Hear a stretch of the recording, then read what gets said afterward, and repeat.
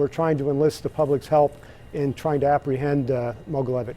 And we just heard one phone call from him can affect the global economy. Explain what that means, how he can do something like that. Brace yourself for a journey into the depths of criminal empires as we explore the lives of the most powerful mafia bosses in 2024. From Italy to Japan, these notorious figures have risen to the top of their respective organizations, and their reigns of power have captivated the world and struck fear into the hearts of their enemies.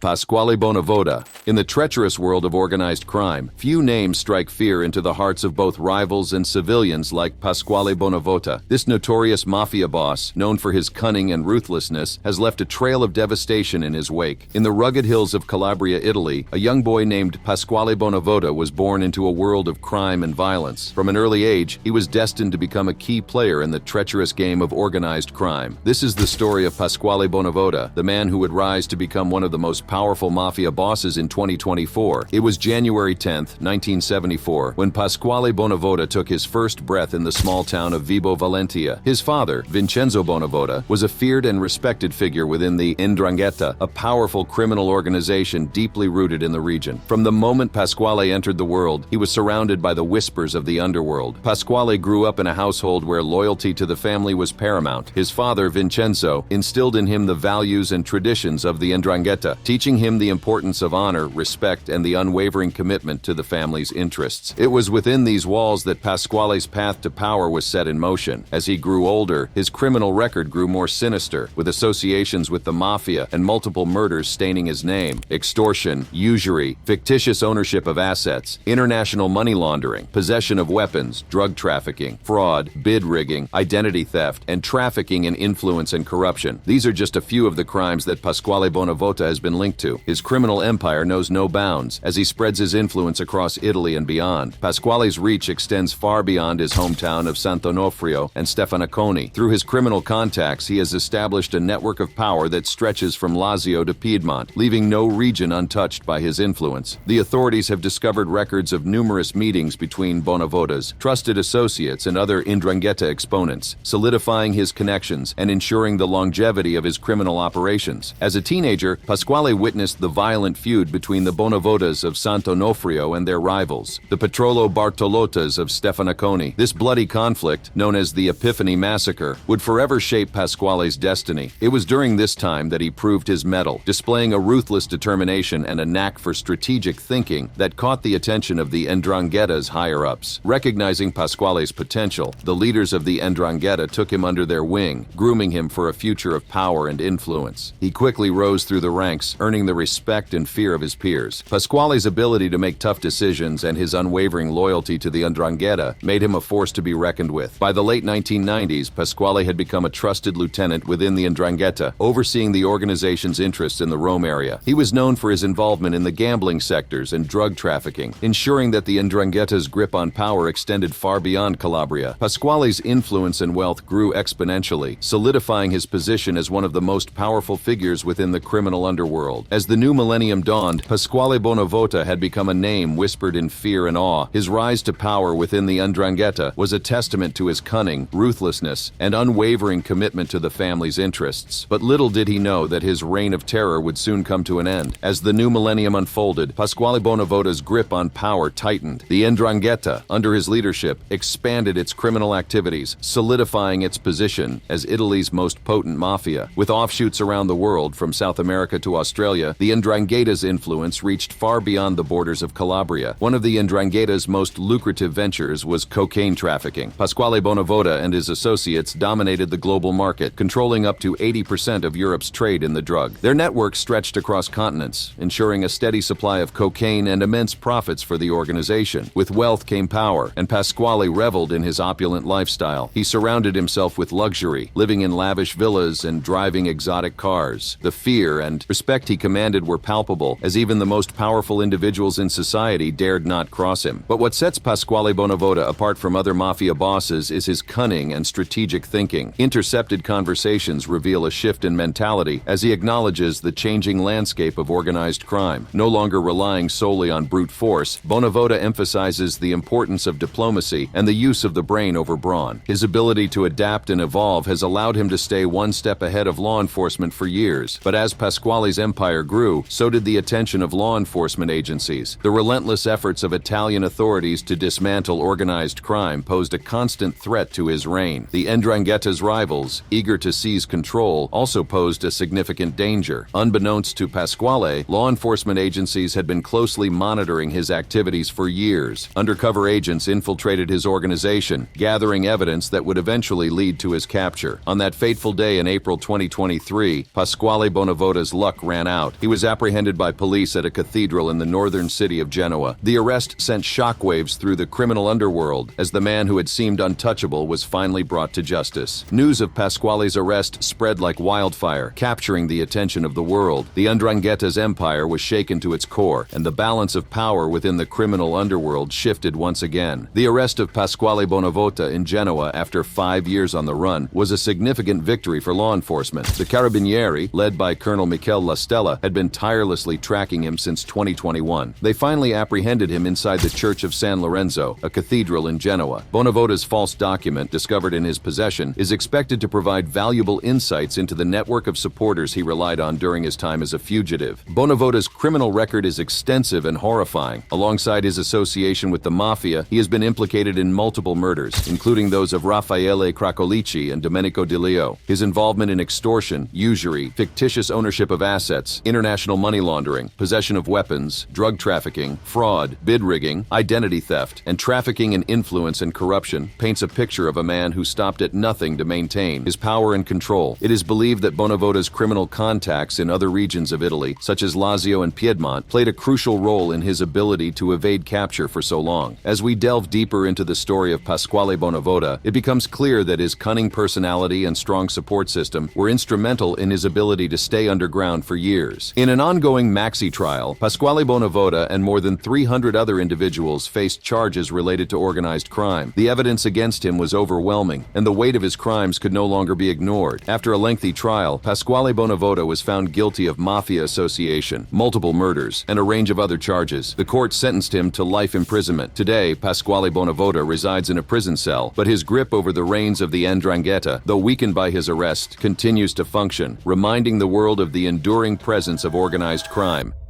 Kenichi Shinoda. In the shadowy realm of organized crime, one name reigns supreme as the epitome of power and influence: Kenichi Shinoda, also known as Shinobu Tsukasa. As the current Yakuza boss of the Yamaguchi-gumi, Japan's largest and most notorious Yakuza organization, Shinoda holds immense power and influence in the Japanese criminal underworld. With a career spanning decades, he has risen through the ranks, leaving a trail of controversy and notoriety in his wake. From his humble beginnings in Oita Prefecture, to his involvement in Yakuza wars and his time behind bars, Shinoda's story is one of resilience, cunning, and unwavering determination. Kenichi Shinoda, born on January 25, 1942, in Oita Prefecture, Japan, grew up in a world far removed from the criminal activities he would later become known for. As a young boy, Shinoda had dreams of a different life, one that didn't involve the violence and chaos that would come to define his existence. Raised in a modest household, Shinoda's parents instilled in him the values of hard work and discipline. His father, a fisherman, taught him the importance of perseverance and dedication. Little did they know that their son's path would lead him down a dark and treacherous road. As Shinoda entered his teenage years, he found himself drawn to a different kind of lifestyle. The allure of the Yakuza, with its power, respect, and seemingly limitless possibilities, began to captivate his imagination. It was during this time that he made a fateful decision that would change the course of his life forever. In 1962, at the age of 20, Shinoda took his first steps into the world of organized crime. He joined the Hirota-gumi, a Nagoya-based Yamaguchi-gumi affiliate, marking the beginning of his Yakuza career. It was a decision that would shape his destiny and set him on a path towards becoming the most feared and powerful Yakuza boss in Japan. The Hirota-gumi provided Shinoda with a sense of belonging and purpose that he had never experienced before. He quickly rose through the ranks, proving himself to be a formidable force within the organization, but fate had other plans in store for him. In a turn of events that would forever alter the Yakuza landscape, landscape, the Hirota Gumi disbanded. But Shinoda was not one to be deterred. Alongside Kiyoshi Takayama and other trusted members, he founded the Kodokai in 1984, a successor to the Hirota Gumi. This new organization would become a powerful branch of the Yamaguchi Gumi, expanding its influence far beyond what anyone could have imagined. Under Shinoda's leadership, the Kodokai flourished, establishing branches in 18 prefectures and venturing into the traditionally non-Yamaguchi territory of the Kanto region. This expansion into new territories brought the Kodokai into direct conflict with rival Yakuza groups, setting the stage for intense power struggles and violent clashes. On July 29, 2005, the retirement of the previous Don, Yoshinori Watanabe, presented Shinoda with an opportunity to seize control of the Yamaguchi Gumi. With his long-term partner Kiyoshi Takayama by his side, Shinoda took command of the 40,000-strong gang, solidifying his position as the most powerful Yakuza boss in Japan. Shinoda's rise to power was unprecedented. Unlike his predecessors, he eschewed the extravagant and ostentatious lifestyle often associated with Yakuza bosses. Instead, he preferred to maintain a low profile, avoiding the spotlight whenever possible. This unconventional approach only added to his enigmatic persona and further fueled the rumors and speculation surrounding his activities. Despite his immense power and influence, Shinoda remained grounded, even after his appointment as Kumicho. He famously insisted on taking the train to his induction ceremony, rejecting the luxury of a chauffeured limousine. In a surprising twist, he even made a stop at a street ramen noodle restaurant on his way to the lavish Yakuza banquet held in his honor. This down-to-earth demeanor set him apart from his predecessors and added to the mystique surrounding his persona. But behind the scenes, Shinoda's power and influence were undeniable. His involvement in Yakuza wars, including the historic Yama-Ichi War in the late 1980s, solidified his position within the Yamaguchi Gumi. These conflicts showcased his strategic prowess and further cemented his reputation as a force to be reckoned with. But it wasn't just Shinoda's criminal activities that set him apart. He possessed a rare combination of street smarts and business acumen, allowing him to navigate the complex world of organized crime with ease. His ability to forge alliances and manipulate key players in the underworld ensured the Yamaguchi Gumi's dominance in the Japanese criminal landscape. We are the Yamaguchi Gumi, the true power in this city. Together, we will shape the future of organized crime, leaving our mark on history. Shinoda's rise to power was not without its fair share of challenges. Rival gangs and internal power struggles threatened to destabilize the Yamaguchi Gumi, but Shinoda's ironclad control and ruthless tactics ensured that he emerged victorious time and time again. His reputation for violence and ruthlessness struck fear into the hearts of his enemies, while his unwavering loyalty to his subordinates garnered their undying devotion. Shinoda's leadership style was one of fear and respect, a combination that allowed him to maintain control over the Yamaguchi Gumi with an iron fist. As Shinoda solidified his position as the leader of the Yamaguchi Gumi, he set his sights on expanding the syndicate's operations beyond the borders of Japan. His vision was clear: to establish a global criminal empire that would rival any other in the world. With meticulous planning and strategic brilliance, Shinoda orchestrated the Yamaguchi Gumi's expansion into new territories. From the bustling streets of Tokyo to the seedy underbelly of cities around the world, the syndicate's influence began to spread like wildfire. Shinoda's ability to forge alliances with international criminal organizations was unparalleled. He leveraged his reputation and the Yamaguchi Gumi's vast resources to establish partnerships that would prove invaluable in their quest for global domination. Our interests align, my friend. Together, we can create a criminal empire that will shake the foundations of the world. From drug trafficking in South America to arms smuggling in Eastern Europe, the Yamaguchi Gumi's criminal activities knew no borders. Shinoda's network of loyal lieutenants and trusted associates ensured that the syndicate's operations ran smoothly, even in the face of relentless law enforcement efforts. The Yamaguchi Gumi's involvement in the global drug trade was particularly lucrative. Shinoda's connections allowed him to establish a vast network of suppliers and distributors, ensuring a steady flow of narcotics into the hands of eager consumers. We are no longer confined to the streets of Japan. Our reach extends far and wide, and together we will dominate the global underworld. But it wasn't just drugs that fueled the Yamaguchi Gumi's expansion. The syndicate's involvement in human trafficking, money laundering, and extortion further solidified its grip on the international criminal landscape. Shinoda's ability to exploit the vulnerabilities of governments and law enforcement agencies allowed the Yamaguchi Gumi to operate with relative impunity. Their influence extended into politics and law enforcement, ensuring that their criminal activities remained hidden from prying eyes. As the Yamaguchi Gumi's global reach grew, so did their notoriety. News headlines around the world chronicled their exploits, painting a picture of a criminal empire that operated with ruthless efficiency. But But with power comes enemies, and Shinoda was no stranger to the constant threat of rival gangs and law enforcement agencies. Assassination attempts and turf wars became a regular occurrence, but Shinoda's cunning and ruthlessness ensured that the Yamaguchi-gumi emerged victorious time and time again. Despite the conflicts, controversies, and legal troubles, Shinoda's reign as the most powerful Yakuza boss in Japan remained unchallenged. His iron fist and strategic brilliance allowed him to maintain control over the Yamaguchi-gumi, solidifying its position as the largest and most influential Yakuza organization in Japan.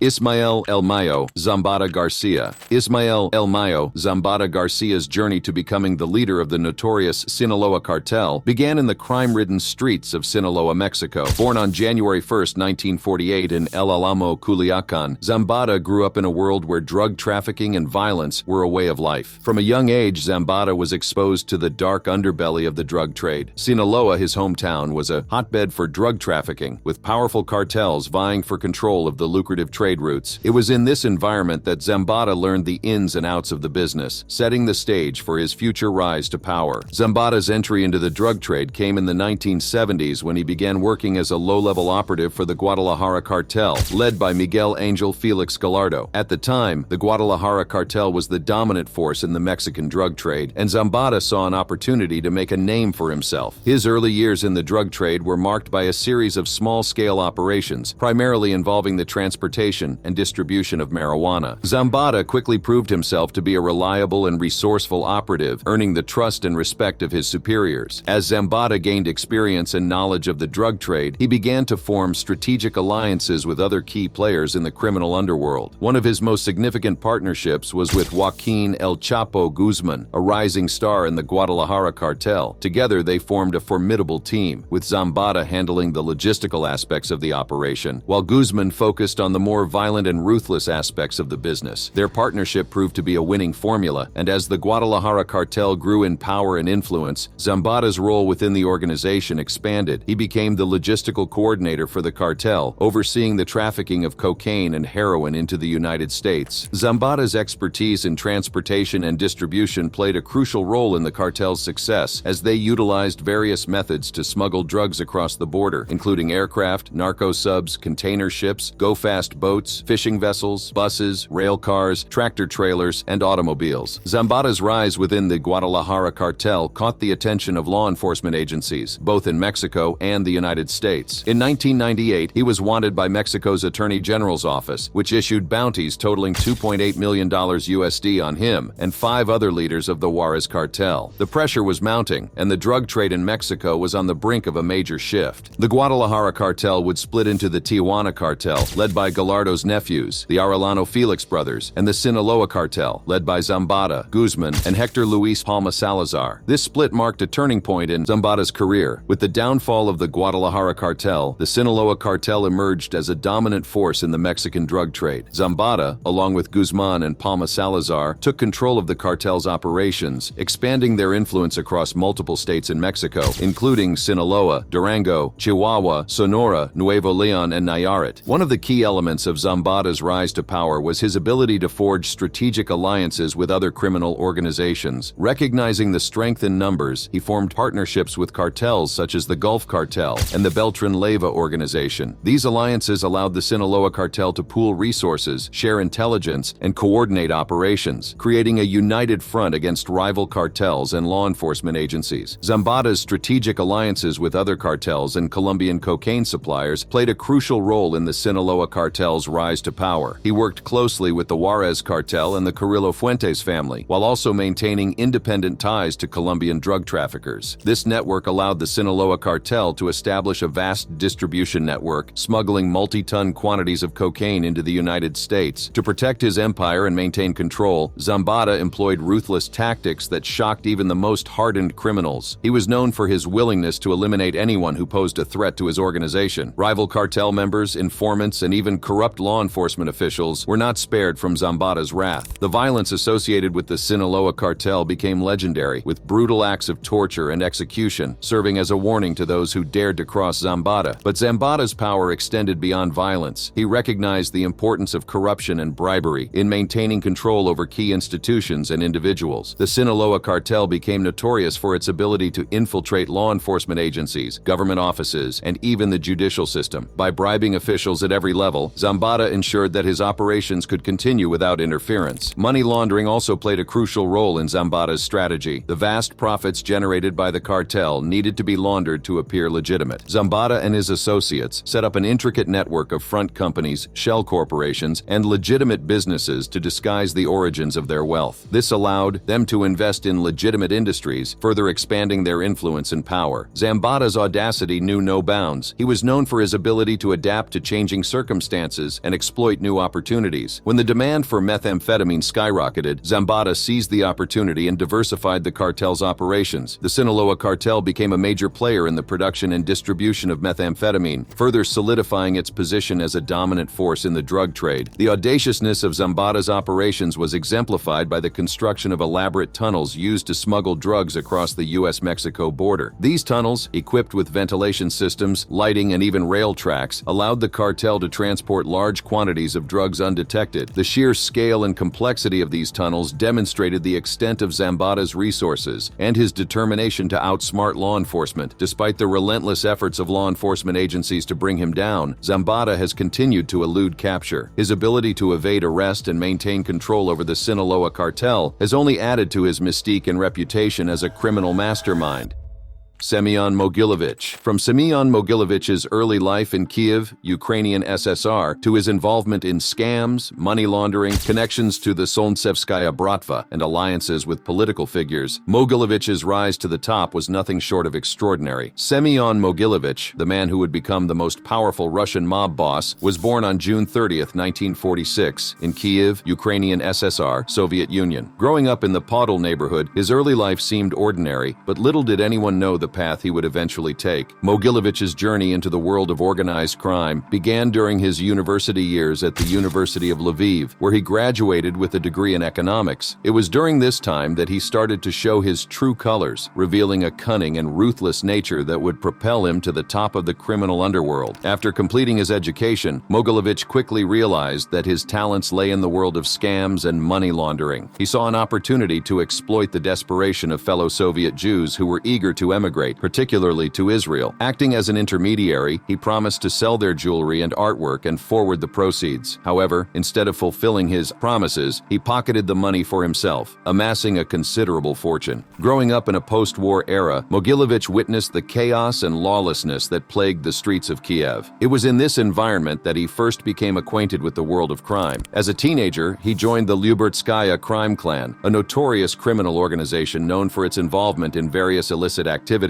Under the tutelage of seasoned criminals, Mogilevich quickly learned the intricacies of the criminal underworld. He proved to be a quick learner and soon gained a reputation for his intelligence and ruthlessness. It wasn't long before he caught the attention of his superiors, who recognized his potential as a future leader. In the early 1970s, Mogilevich decided to strike out on his own and establish his own criminal syndicate. Thus, the Solntsdevo gang was born. The name Solntsdevo, meaning Sun City in Russian, was a reflection of Mogilevich's grand ambitions and his desire to create a criminal empire that would dominate the underworld. With the Solntsdevo gang, Mogilevich set out to expand his influence and consolidate power. He employed a combination of violence, intimidation, and strategic alliances to achieve his goals. The gang quickly gained a reputation for its involvement in a wide range of criminal activities, including extortion, drug trafficking, and contract murders. Mogilevich's ability to navigate the complex web of criminal networks and establish lucrative partnerships allowed him to amass immense wealth and power. He became the go-to person for those seeking illicit services, and his influence extended far beyond the borders of Russia. One of the key factors behind Mogilevich's rise to power was his ability to adapt and evolve with the changing times. As law enforcement agencies became more sophisticated in their methods, Mogilevich embraced new technologies and strategies to stay one step ahead. He utilized offshore companies, money laundering schemes, and complex financial transactions to conceal his illicit activities activities and protect his assets. The Solnstevo gang became a formidable force in the criminal underworld, with Mogilevich at its helm. His leadership style was characterized by a combination of charisma, intelligence, and brutality. Those who crossed him or posed a threat to his empire were dealt with swiftly and mercilessly. As the Solnstevo gang grew in power and influence, so did Mogilevich's notoriety. He became known as the boss of bosses of most Russian mafia syndicates in the world. His criminal empire extended its reach into Europe, Asia, and even the United States, solidifying his position as one of the most powerful and dangerous mob bosses in history. But Mogilevich's criminal activities did not go unnoticed. In the 1980s, the FBI identified him as the key money laundering contact for the Solntsevskaya Bratva, one of the most powerful Russian mafia syndicates in the world. This connection allowed him to expand his criminal empire and establish a highly structured organization, reminiscent of an American mafia family. Mogilevich's rise to power was fueled by his ability to build a network of loyal associates, many of whom were his own relatives. This tight-knit group formed the backbone of his criminal organization, ensuring his control over various illegal activities. As his power grew, so did his influence. Mogilevich's criminal empire extended far beyond the borders of Russia. He had connections with political figures, including Yuri Lushkov, the former mayor of Moscow, and Dmitro Firtash, further solidifying his position as a formidable force in the criminal underworld. But it wasn't just his connections that made Mogilevich the most powerful Russian mob boss. He possessed a keen business acumen, earning him the nicknames Don Semyon and the Brainy Don. His ability to navigate complex financial transactions and exploit opportunities allowed him to amass immense wealth and power. Despite the efforts of law enforcement agencies from around the world, Mogilevich has managed to evade capture. He has a knack for always being in the right place at the right time, making it nearly impossible for authorities to bring him to justice. As Semyon Mogilevich's power and influence grew, so did the scope of his criminal activities. He was involved in a wide range of illicit enterprises, from weapons trafficking to contract murders, extortion to drug trafficking, and even prostitution on an international scale. Mogilevich's criminal empire knew no bounds. One of the most shocking aspects of Mogilevich's criminal activities was his involvement in the arms trade. He had connections to various arms dealers and was known to facilitate the trafficking of weapons across international borders. His network allowed him to supply arms to various criminal organizations and even terrorist groups, further solidifying his power and influence. But it wasn't just weapons that fueled Mogilevich's empire. He also had a hand in the lucrative drug trade, overseeing the trafficking of illegal substances on a global scale. His connections and resources allowed him to control the production, distribution, and sale of drugs, making him a key player in the international drug trade. Prostitution was another profitable venture for Mogilevich. He controlled a vast network of brothels, exploiting vulnerable individuals and profiting from their suffering. His involvement in the sex trade extended across borders with operations in multiple countries. Mogilevich's ability to evade law enforcement and corrupt officials allowed him to continue these illicit activities with impunity. Money laundering was a crucial aspect of Mogilevich's criminal empire. He used various front companies and offshore accounts to conceal the origins of his ill-gotten gains. Through complex financial transactions and a network of corrupt bankers, he was able to legitimize his criminal proceeds and integrate them into the global financial system. Mogilevich's criminal activities were not limited to Russia or Eastern Europe. His reach extended to every corner of the globe, with connections to prominent government officials, military personnel, and law enforcement agencies. This web of influence allowed him to operate with relative ease, evading capture and manipulating the system to his advantage. One of Mogilevich's most notorious alliances was with the Solntsevskaya Bratva, one of the largest and most powerful Russian mafia syndicates. This partnership gave him access to a vast criminal network and further solidified his position as the boss of all bosses. Together, they controlled vast territories and engaged in a wide range of criminal activities, from drug trafficking to money laundering. Despite the efforts of law enforcement agencies from around the world, Mogilevich has managed to evade capture. His ability to stay one step ahead of the authorities has earned him the reputation of being untouchable. He has a knack for never being in the wrong place at the wrong time, making it nearly impossible for law enforcement to bring him to justice. For more content like this, click on the videos showing on your screen now.